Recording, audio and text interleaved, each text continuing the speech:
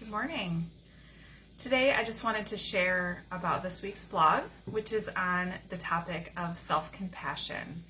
And if you click on the link in this video, you can see what led me to write about this topic this week.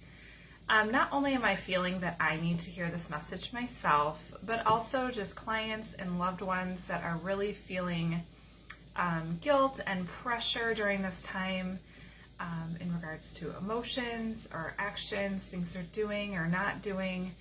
And during a time where we're really talking about showing compassion to others, which is so important in this time of need, we first need to show compassion to ourselves. We need to have that same self-compassion for ourselves that we would have for others.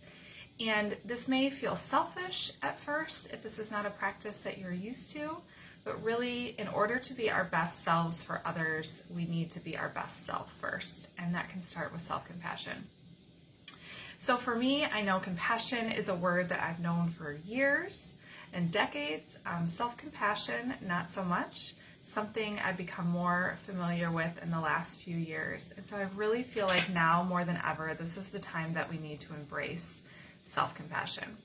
So in the blog this week, I first talk about just a little intro about what self-compassion might be and about what led me to write about the topic.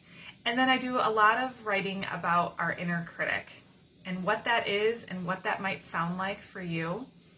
And really to get us to just start to notice the voice of our inner critic. And then I share a few questions you can ask yourself to check in about self-compassion. And then a few practical ways that you can begin the practice of self-compassion. And I say practice because this is not, again, a light switch that you can turn on or off. This is something that we have to exercise and practice in order to get better at self-compassion. With that, again, now more than ever, I just feel like we need to open our hearts and our minds and our bodies to the self-compassion that we can offer it. I hope that you are having a great week, and maybe you can share this video or the blog with someone who really needs to hear this message this week.